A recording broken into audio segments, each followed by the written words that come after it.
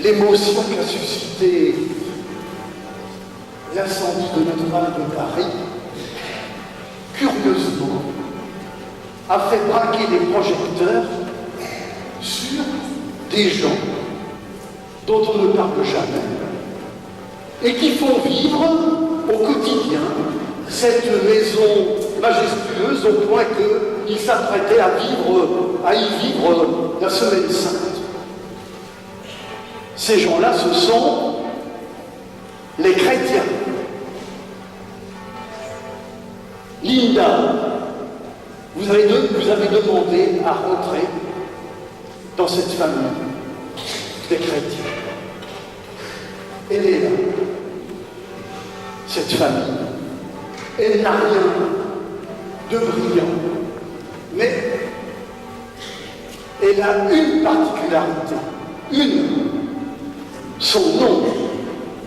Elle s'appelle Église, ce qui signifie assemblée, parce que cette famille se réunit régulièrement et souvent. Pourquoi? Pour se rappeler sa longue histoire, comme on l'a fait rapidement tout à l'heure, parce que cette famille, sa généalogie, son arbre généalogique remonte très loin.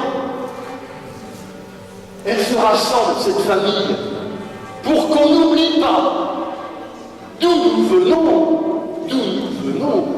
nos ancêtres. Qui c'était? Un ramassis d'esclaves en Égypte qui a fait cette expérience extraordinaire de retrouver la liberté, d'être libéré grâce à un chef exceptionnel, Moïse, et surtout grâce à son Dieu.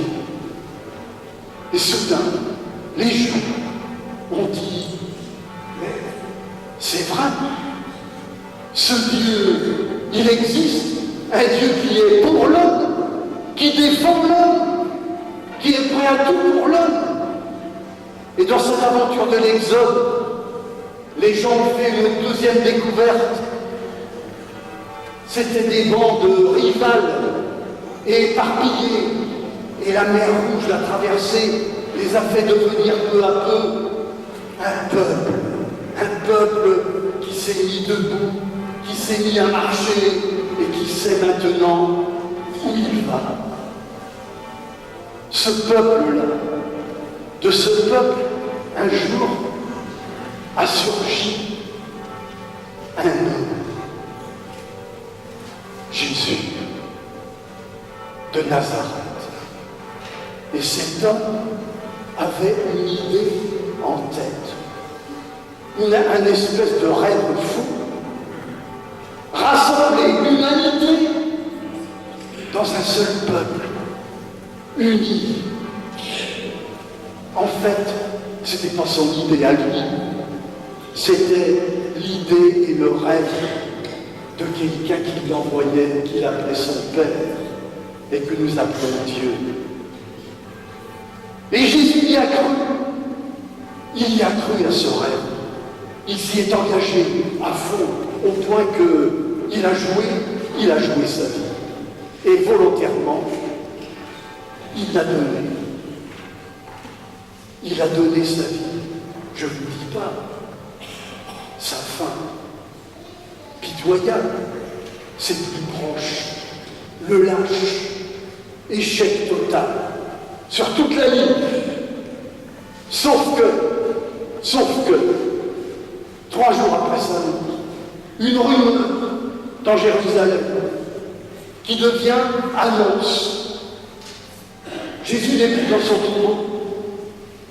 Il est vivant, on l'a vu, il est ressuscité. Mais alors si c'est vrai, ça veut dire que c'est lui qui avait raison. Son père n'a pas pu supporter de le voir réduit dans la mort. Il l'a ressuscité. Sa confiance a été gagnante. Il est donc le bon chemin pour réussir notre vie, cet homme. pour faire comprendre la portée de cet événement pour chacun des croyants, pour nous faire saisir le réalisme et la portée de cet événement. L'Église a eu une idée géniale. Cette idée, c'est ça.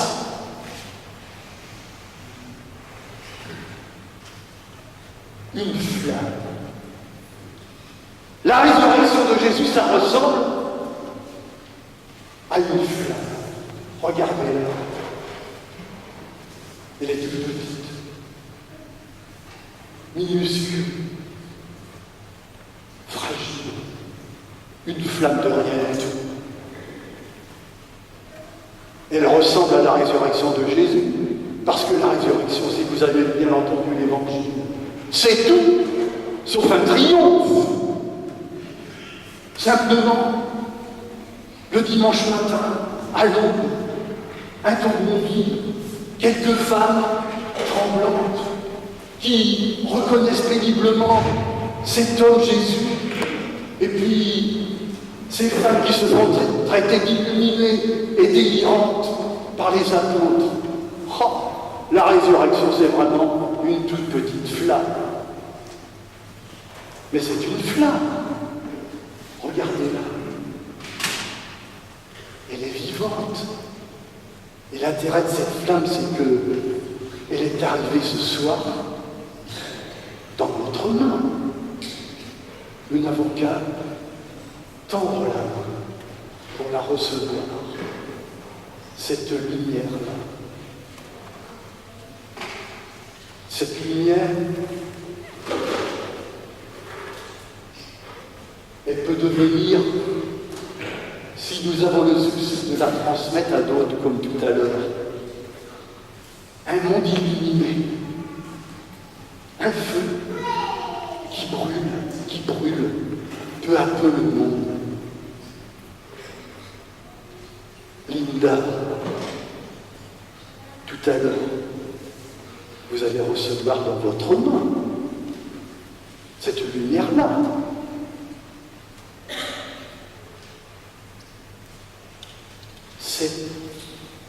C'est un geste et une démarche à la fois simple et difficile. Simple, tu tends la main. Difficile, parce qu'elle demande une décision personnelle. Elle demande que tu choisisses un chemin. Elle demande que tu fasses confiance, que tu te jettes à l'eau, que tu te mouilles. C'est ça, être baptisé. C'est ça. Je comprends que vous soyez peut-être hésitants là. Mais rassurez-vous, ce soir, vous n'êtes pas tout seul. Regardez les chrétiens qui vous entourent. Mais c'est rien, cela. Depuis Jésus, les chrétiens se sont transmis cette lumière. Et ce soir, avant votre baptême, nous allons les appeler à notre aide pour qu'ils vous entourent et vous soutiennent. Qu'ils vous entourent et vous soutiennent. Ça va être la litanie des saints. Mais auparavant, avant cette grande prière, nous allons regarder la cuve baptismale qui va se remplir de l'eau. Marie-Joseph.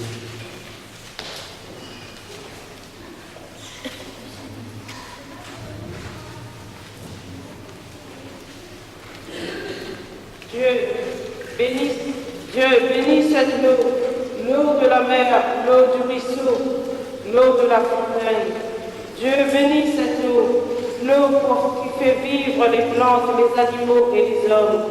Dieu bénisse cette eau, l'eau qui nous buvons et qui nous désaltère.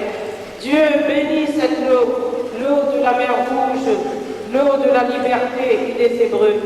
Dieu bénisse cette eau, l'eau du Jourdain, l'eau du baptême de Jésus. Ouvrons et nous savions.